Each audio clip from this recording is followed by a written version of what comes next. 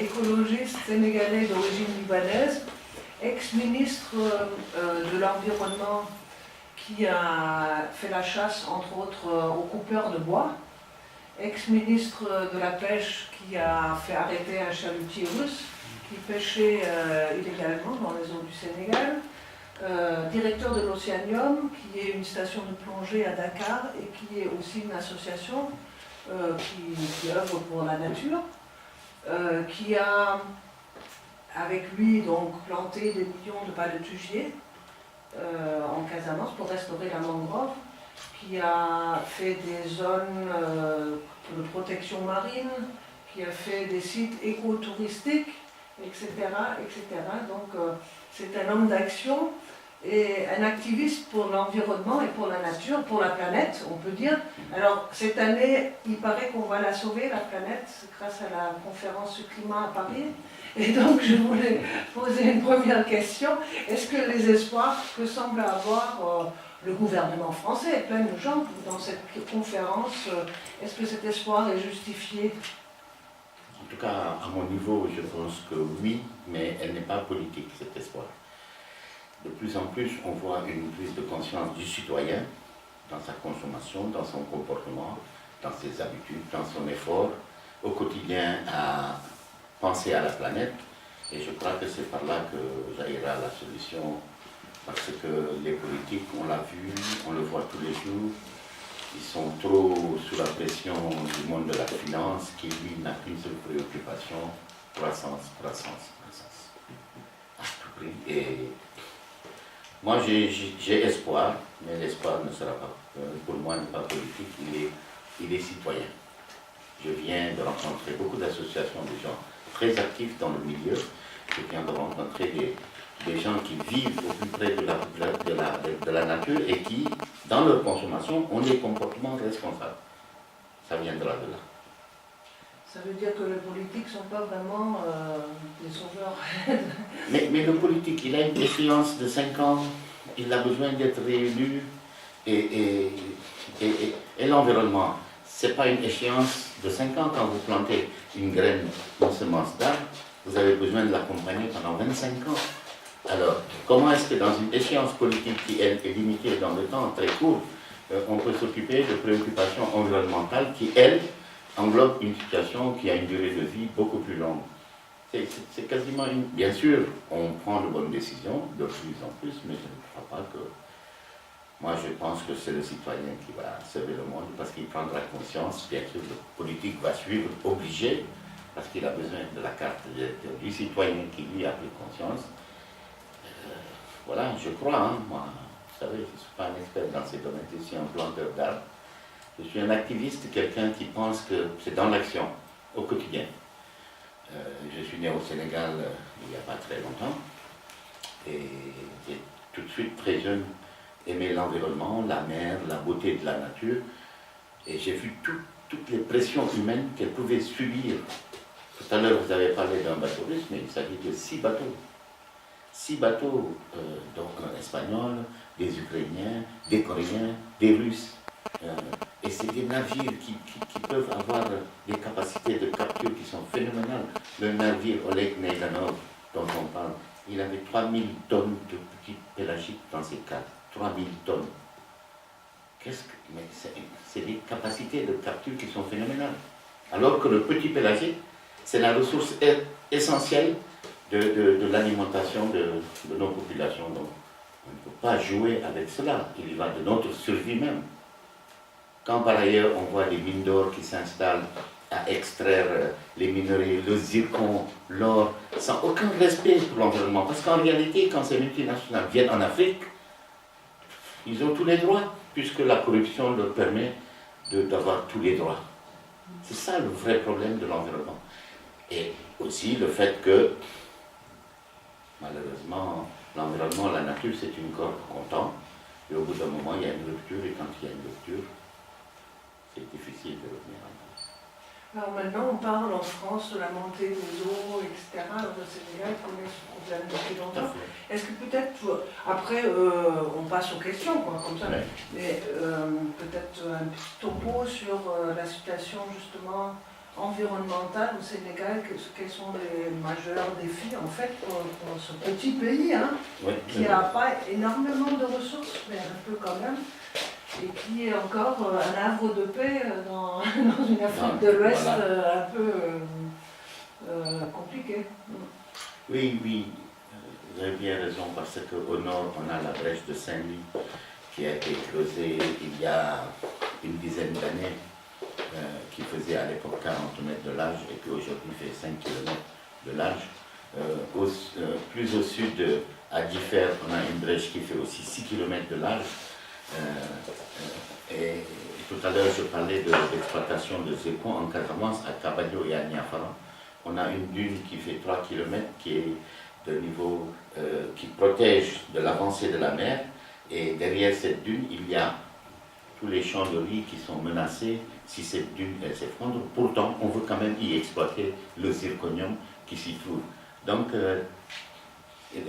l'avancée de la mer est une vraie préoccupation, en tout cas pour le Sénégal.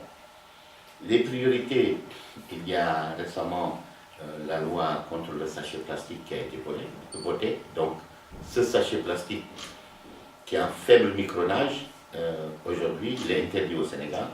Bien sûr, il reste toutes les mesures qui accompagnent et l'application de cette loi. Il y a le fait que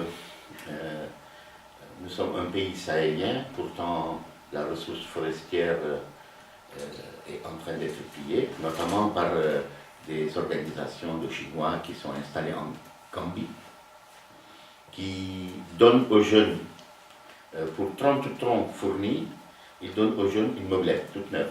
Donc les jeunes vont dans la forêt de Médina Yoro Fula, coupent les bois, amènent ça aux Chinois, qui sont en commande et en demande de 7000 conteneurs de 40 pieds.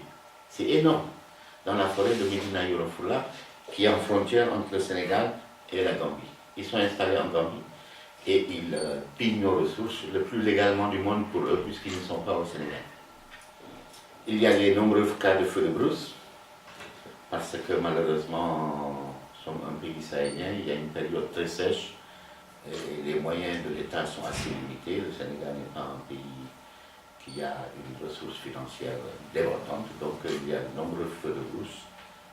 Je crois que c'est toutes ces questions qui sont des préoccupations. Une dégradation des terres agricoles aussi, gagnée par à la fois l'avancée du désert et la salinisation des sols. Donc, c'est pour ça qu'à l'Océanium, on s'est engagé dans un vaste programme de restauration de la mangrove, qui a commencé en 2006 dans un village où on a fait l'expérience. Le village s'appelle Togor, il est en Casamance. En 2007, 15 villages se sont intéressés à ce programme. On a fait 700 000 pieds de mangrove. En 2008, 156 villages, avec le soutien de la fondation Yves Rocher, on a fait 6 millions de mangroves. En 2009 arrive le groupe d'Anime et les voyageurs du monde. On a fait dans 323 villages 36 millions de pieds de mangroves. En 2010, 428 villages, 52 millions de mangroves. On a couvert 15 000 hectares en 5 ans et c'est le plus grand programme de restauration de mangroves de la planète. Ce n'est pas en Chine, le pays le plus peuplé, ce n'est pas aux États-Unis, le pays le plus riche. C'est chez nous au Sénégal, avec la volonté des populations. Donc, je crois que l'espoir est permis, mais en passant par les gens.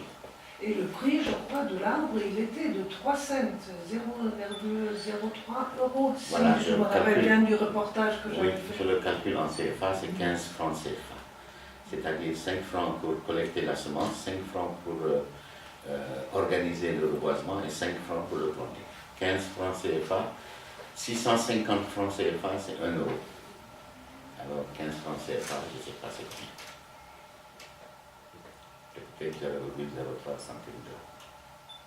Et donc, c'est fini pour planter les... Non, cette année, nous allons continuer avec le bambou parce qu'il a une croissance phénoménale. En 3 ans, il peut atteindre 15-20 mètres. Nous allons intervenir dans 100 villages pour faire 1000 hectares de bambou. Mais qu'avec les populations et notre propre volonté, on parle de carbone et de réchauffement. Mais qui réchauffe la planète? Vous croyez que c'est l'Afrique? Nous subissons les conséquences de cette surconsommation, de cette surproduction. Et nous n'avons même pas les moyens de nous défendre quand il s'agit de parler carbone ou réchauffement climatique, parce que les dirigeants africains, ils ne sont pas conscients, ils ne prennent pas à sa juste valeur ces préoccupations environnementales, alors que la ressource pour nous est une question de survie. Agricole, pêche, élevage. C'est une question de survie. Donc, malheureusement, nos dirigeants ne mesurent pas à sa juste valeur l'urgence de prendre ces préoccupations en charge. Alors, l'Afrique subit les conséquences de ce dérèglement et les populations obligées de se prendre en charge parce qu'ils perdent leur champ de vie. Mais quand vous voyez un partenaire ou un bailleur de fonds que vous parlez de reforestation, il fait ses calculs financiers de rentabilité. Le social, et l'environnement d'ailleurs en général, c'est le dernier de leurs soucis. C'est qu'est-ce que ça peut me rapporter là, maintenant. Et c'est le monde qui fonctionne comme ça. Alors, continuons, on verra.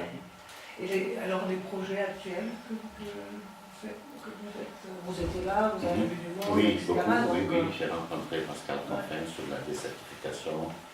J'ai rencontré des associations très impliquées dans le milieu de la protection de l'environnement. Je continue à me battre pour essayer de trouver des partenaires. C'est pour ça que je suis là, justement pour actionner des leviers qui peuvent permettre d'agir sur le terrain, pas seulement au Sénégal, mais dans la sous-région, parce qu'on est présent en Guinée, on est présent au Mali, on est présent au Sénégal et un peu en Mauritanie. Donc, nous sommes sur le front et je pense que c'est le seul mot d'ordre. Vous savez, il y a beaucoup d'ONG qui sont très forts pour capter les fonds, qui sont présents partout avec des séminaires, des conférences, mais quand la forêt brûle, vous retournez, il n'y a personne. Quand il faut planter des arbres, vous retournez, il n'y a personne. Et c'est ça le vrai drame de la planète, c'est le vrai problème de la planète, c'est qu'il y a des capteurs de fonds, des grosses structures internationales qui assistent à ces formidables conférences. Il y en a une qui s'organise en 2015, vous verrez beaucoup de beaux mondes, les petits fous vont circuler, les mêmes théories vont circuler, le même blabla, on va dire qu'on a trouvé 100 milliards de dollars, ça va rester en haut, ça n'arrivera jamais en bas, et le désert, lui, chaque jour, il va avancer. Donc c'est ce monde que je combats aussi, je le combats, je le refuse ce monde, parce qu'un peu il y en a marre de voir que c'est toujours les mêmes qui racontent les mêmes salades. Pendant ce temps, la planète, elle est en train de souffrir, elle est en train de mourir, le désert est en train d'avancer chez moi, la forêt est en train de brûler, et c'est ça mon quotidien. Donc je refuse ce système-là. Alors, comment est-ce que vous avez fait pour avoir le soutien populaire? Parce que c'est pas que l'ONG et l'Océanium qui plantent, mais ce sont les mamans Oui, vraiment tout à fait. sur place. En réalité, je vais vous raconter une anecdote qui a peut-être 20 ans. Un jour, je suis dans une île du Saloum. Et là, j'avais fait un documentaire sur la disparition d'un arbre qui s'appelle le rognier et qui a beaucoup d'intérêt pour les populations parce qu'avec son bois, on fait les toits des maisons, avec ses feuilles et ses palmes, on fait des paniers, des balais. Vraiment, c'est un arbre qui apporte des fruits, c'est un arbre très important. Mais il était mangé par les éléphants. Quand les éléphants ont disparu, la circulation de sa semence s'est arrêtée. Donc, comme l'homme a continué à exploiter, l'homme a continué à augmenter, l'homme a continué à piller, l'arbre a disparu. Donc on avait le souci de le réintroduire. Mais on était vraiment dans de grandes difficultés parce qu'on ne trouvait pas la semence, on ne trouvait pas la disponibilité abondante de cette semence. Et dans une île, dans un village, je vois des mamans qui ont abondamment la semence et qui produisent du sigisai. C'est un manioc qu'elles produisent elles-mêmes. Et je suis surpris, je leur pose des questions, elles me disent qu'elles ont beaucoup de semences et qu'elles arrivent à le faire germer facilement. Donc je leur prends des semences, je leur achète des semences, et elles me demandent des arbres fruitiers en échange. Donc je leur promets des arbres fruitiers. Quand je reviens à Dakar, je me rends compte de toute la difficulté de disposer de plants de manguier, de nacardier, de corosol, de sapoti, qui sont des fruits locaux. et je prends le peu d'arbres, je leur avais promis 1 millier d'arbres, mais je ne dispose que de 200 arbres. Je reviens vers elles pour leur dire, je suis désolé, je vous ai promis 1000 arbres, mais je n'ai que 200 arbres. Alors ils étaient étonnés, ils m'ont dit, mais tu es revenu pour ça, pour me dire ça. J'ai dit, oui, mais je vous ai promis. Donc, moi je suis né là, j'ai grandi là, j'ai le souci de la préservation de nos ressources naturelles. Je me bats pour ça. Donc au quotidien, je suis au contact de ces populations. Donc il s'est établi une confiance entre nous. Une fois, je suis avec un Américain qui fait un professeur à l'université, dans une université américaine, qui fait des mesures scientifiques. Et je lui dis, voilà, Robert, tu vois, cette zone-là, elle est complètement dégradée, gagnée par le sel. Qu'est-ce qu'il faut faire? Il me dit, bon, je pense qu'il faut amener l'eau du bras du fleuve, il faut le faire circuler, parce qu'en circulant, il va lessiver le sol, il va baisser les températures, il va lessiver le sel, il va apporter l'oxygène et les nourritures. Et tu pourras planter. Je lui dis, tu vas travailler pendant combien de temps ici pour faire tes mesures? Il me dit, oh, j'en ai pour 3 heures. Je dis, bon, je te laisse là. J'avais repéré un village, à peu près à 1 kilomètre, je vais au village. Je parle aux gens, 15 minutes, 200 personnes se déplacent vers moi sur le site pour commencer à creuser le sillon dont il a parlé. Alors Robert, il est étonné, il vient me voir, il me dit, mais tu as payé ces gens, tu les payes? Je dis, non, non, pourquoi tu veux que je les paye? Je travaille pour eux. C'est à eux de me payer. On restaure leur chandelier à eux. Il me dit, mais comme ça, tu es parti, tu les as amenés? J'ai dit, oui. Donc il s'est établi cette relation entre nous. En 2009-2010, quand on était dans le programme de restauration de mangroves, quand je traversais une piste sur mon trajet aller, pour aller sur un site, à mon retour, tous les villages m'arrêtaient. Et la route était barrée par les chefs de village, les populations, les femmes, les imams. Tout le monde barrait la route avec une corde et tout le monde restait sur la route. Alors j'étais obligé de m'arrêter. Ils me disent, ouais, tu plantes à côté, tu ne plantes pas chez nous. Donc il y a une volonté populaire de restaurer la ressource parce que c'est d'abord leur richesse. Ensuite, le Casamançais, c'est quelqu'un qui vit dans la forêt, qui aime l'arbre, qui respecte l'arbre. Ils sont animistes d'ailleurs, leurs génies sont dans les forêts, donc ils respectent bien la forêt. Alors cet engouement et cette confiance qui s'est établie entre nous permet, puisqu'il y a une confiance, les gens qui se respectent ne se mentent pas. D'ailleurs, de toute façon, les choses, quand elles ne sont pas vraies, elles ne durent jamais longtemps. C'est parce qu'il y a cette confiance entre nous que j'arrive à lever les villages. Et cette année, je vais, comme ça, pour faire une expérience, faire engager dans 100 villages, 1000 hectares de reforestation de bambou. Donc, et je n'ai aucun doute que c'est possible ou que ça ne va pas se faire. Je n'ai pas l'ombre d'un doute. Et pas l'ombre d'un sou. Mais c'est pas grave. mais c'est pas grave parce que je dis toujours que la solution qui permettra de restaurer l'équilibre sera une solution qui ne nécessitera pas beaucoup de moyens. Parce que la solution qui nécessitera beaucoup de moyens fera partie du problème, pas de la solution, parce que les moyens sont aussi collectifs.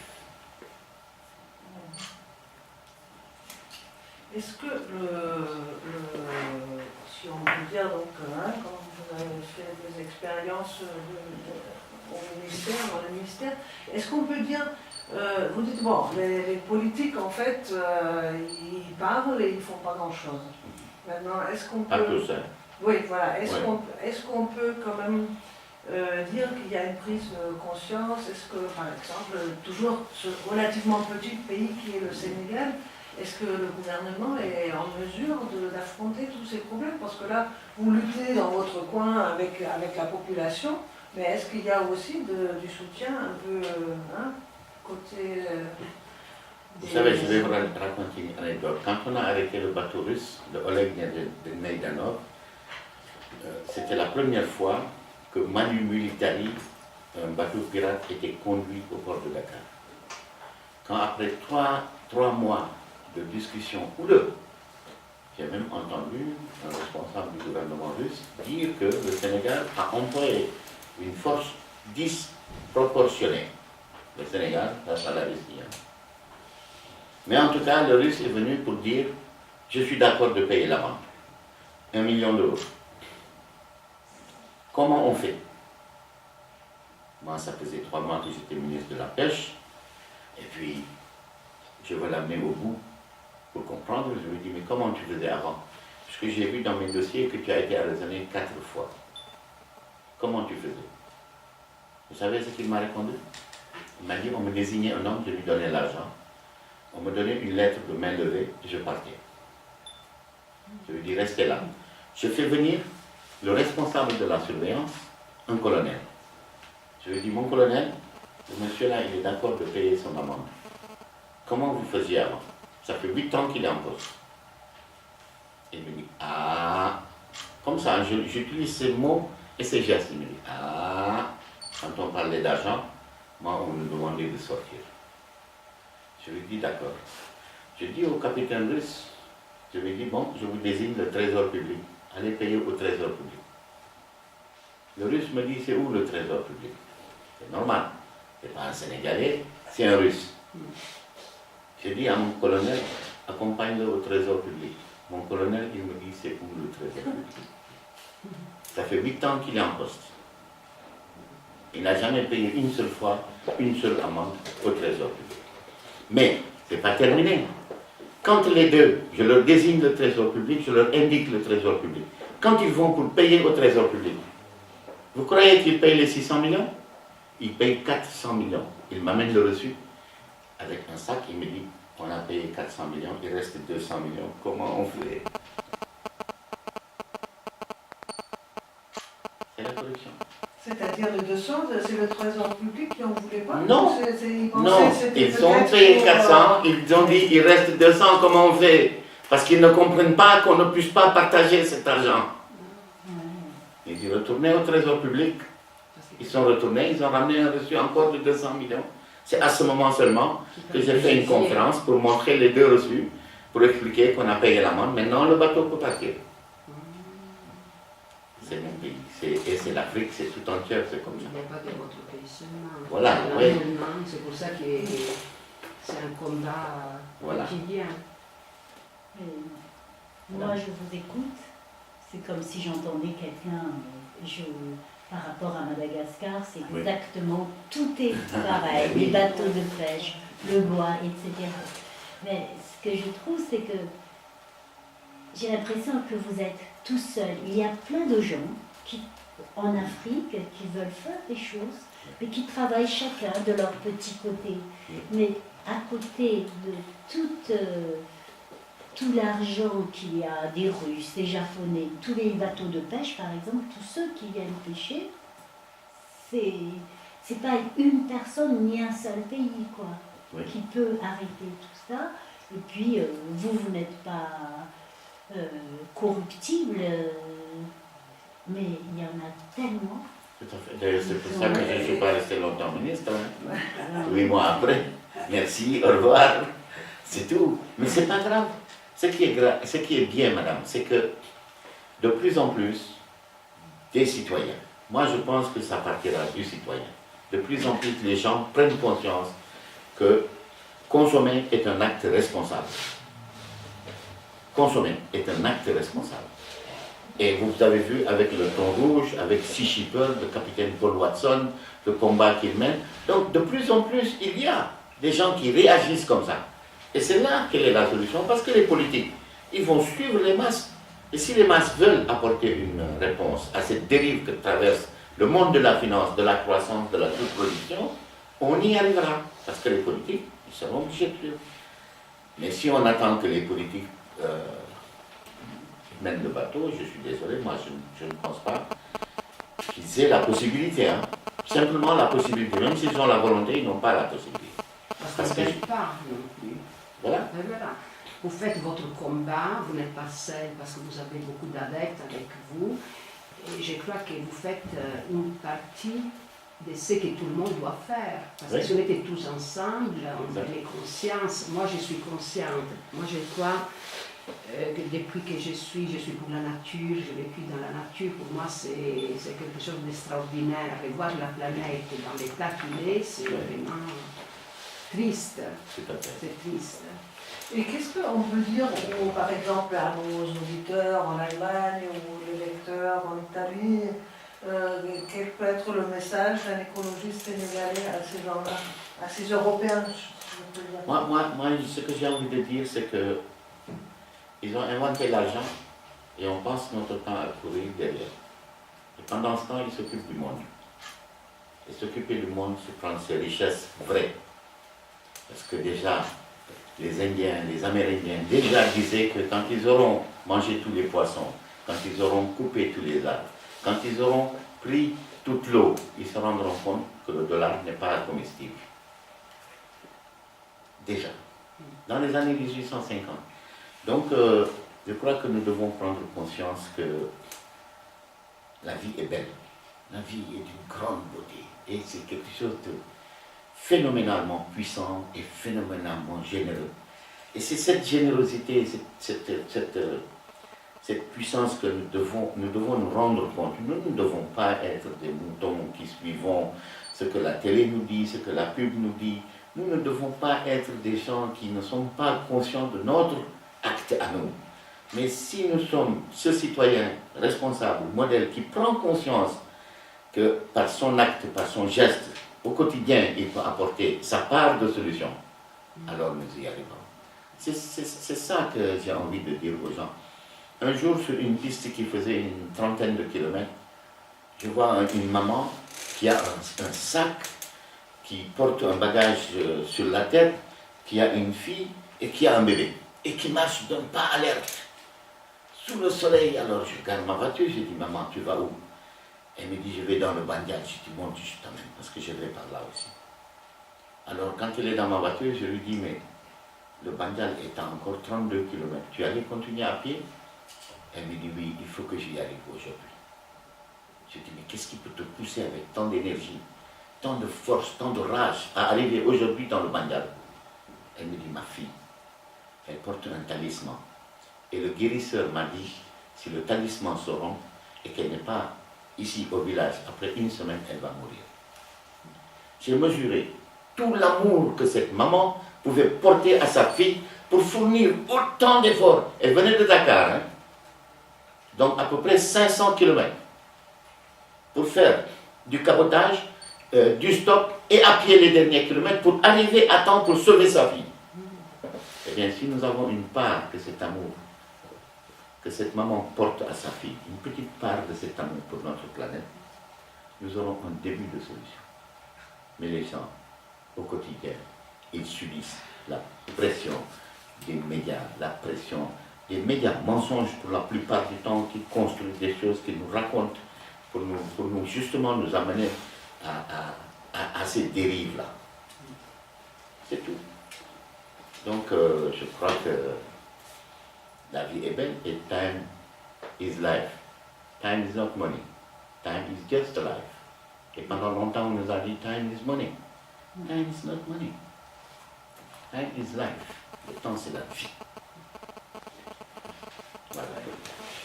En fait, je m'appelle Malik Kamara, je suis un jeune Sénégalais, militant de l'écologie. Et je chemine avec Aïda depuis presque 10 ans. Donc j'apprends à ses côtés petit à petit, parce que j'ai l'amour de la protection de l'environnement. Et je sais que c'est un grand monsieur. Moi je dis que c'est ma référence. C'est la raison pour laquelle je chemine avec lui depuis presque 10 ans. Donc dans ce cheminement, on a eu à faire des activités. Moi personnellement, j'ai initié des clubs. C'est des clubs des élèves verts. Parce que je dis que pour réussir le pari de la protection de l'environnement, il faut forcément passer par l'éducation environnementale. Parce que ce sont ces enfants qui vont grandir demain, qui vont être des responsables, des autorités, des pères de famille, des mères de famille. Donc on a instauré des clubs dans le lycée Alpha Moulo Baldé de Kolda, c'est en Casamance. Donc depuis cela, ça fait maintenant 4 ans.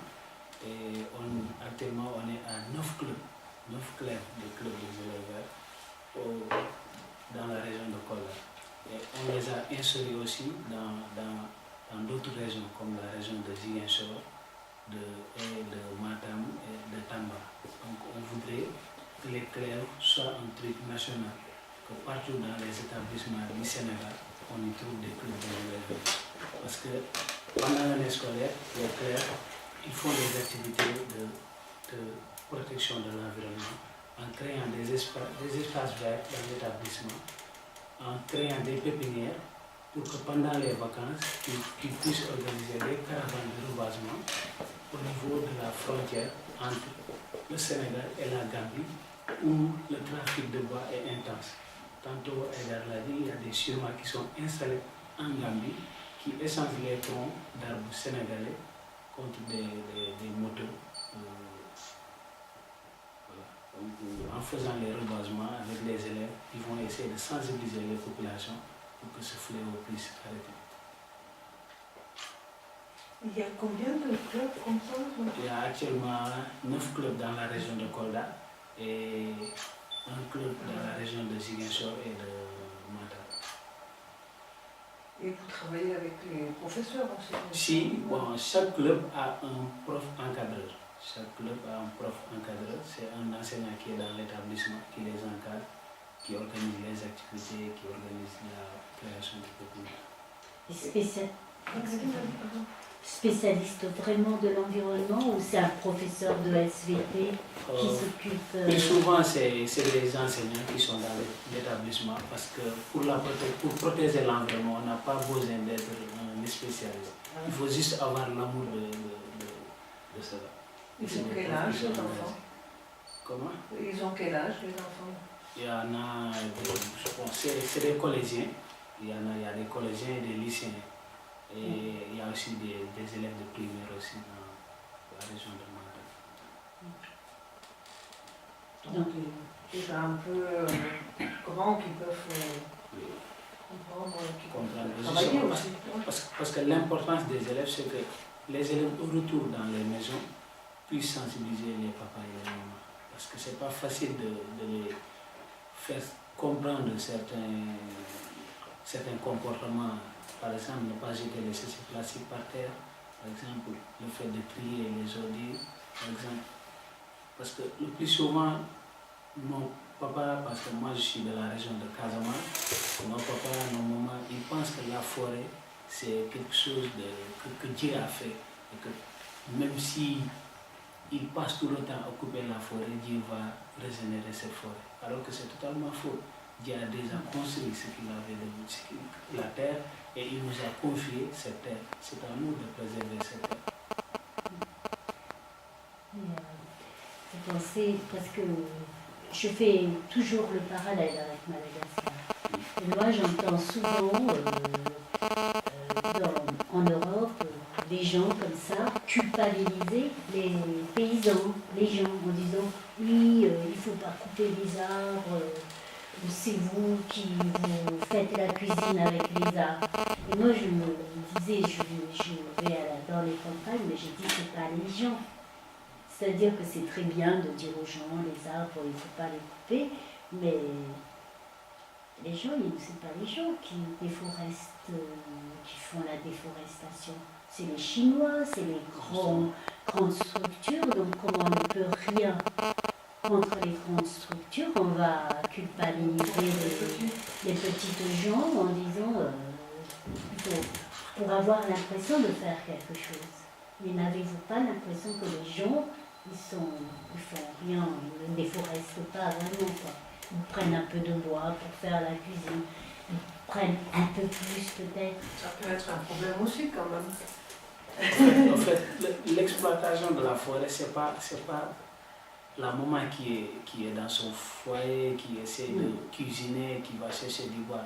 Ça ne peut pas, par exemple, détruire la forêt ou faire disparaître les arbres.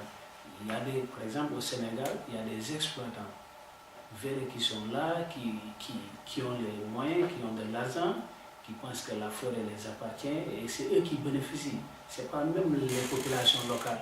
Parce que souvent, quand on regarde ces exploitants, ils exploitent par exemple les familles qui sont dans la forêt. C'est leur forêt parce qu'ils ont grandi dans cette forêt, mais ils ne gagneraient rien. C'est quelqu'un qui vient avec ses moyens, avec des camions, qui leur donne des petites sommes, il coupe les arbres, qui s'assent dans des camions qui vont aller revendre. Et ils vont mettre l'argent dans leur poche. Ce n'est pas la population locale qui va les... Donc nous, on combat ces genres de comportements. Et on ne dit pas qu'il ne faut pas couper, mais couper de manière rationnelle. Parce que si on continue à couper au fil, tout va disparaître. J'ai une question à vous. Donc, Malik, c'est-à-dire vous êtes un jeune Sénégalais, quel âge? J'ai 32 ans. 32 ans. Là, vous êtes à Paris, je ne sais pas si c'est la première fois ou si vous avez l'habitude de faire la navette, mais apparemment, vous n'avez aucune envie de rester en France. Ça se passe bien au Sénégal. C'est mon deuxième voyage ici, parce que le mois où j'étais là, pour assister à la rencontre d'Europe Écologie Les Verts, parce qu'on nous avait invité par le biais de notre ami le régional d'Aquitaine, Stéphane Solis, et j'ai assisté au congrès de l'Europe Écologie Les Verts. Je suis retourné au Sénégal. Ça paraît bizarre pour certains Sénégalais, parce qu'ils disent, étant jeune, si tu arrives en France, même si ton séjour est terminé, tu dois rester. Moi, je ne pense pas ça. Parce que j'ai une vision, j'ai une vie, et je veux tracer ma propre voie. Je veux que dans l'avenir, ce que Aïdar est en train de faire, que je puisse au moins, si on ne sait pas. Donc, je ne vois pas l'intérêt de rester ici pour quoi que ce soit. On a une mission. Oui, et vous n'êtes pas le seul dans ce cas quand même, parce que justement je pose la question, parce qu'ici on pense toujours quand on dit Sénégal, Sénégalais, ah oui c'est les gens qui viennent avec les bateaux, etc. Alors que c'était un phénomène qui est passé déjà il y a quelques années. Oui, c'est passé il y a quelques années, et puis c'est dans le passé. Donc là, on est là pour le Sénégal, et on continue à exister pour le Sénégal.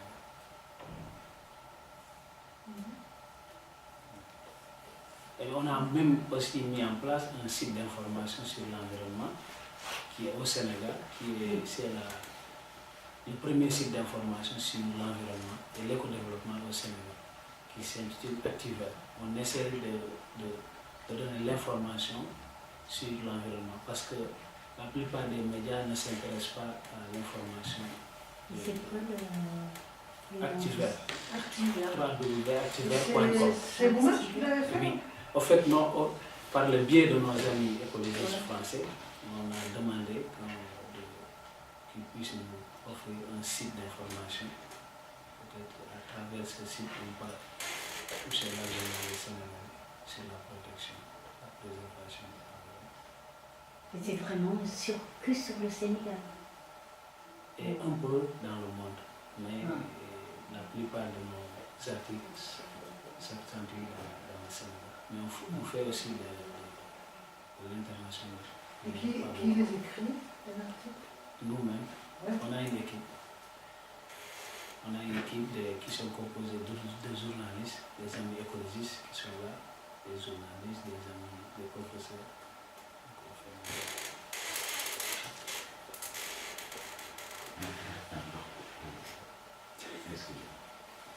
Moi, je connais le Congo, en fait, l'Afrique par rapport à l'Afrique. Je ne connais que le Congo par rapport au continent africain, je veux dire. Et, parce que vous parlez de l'arbre, je ne sais plus comment ça s'appelle, un arbre multifonction, où on mange. Vous avez parlé de ça.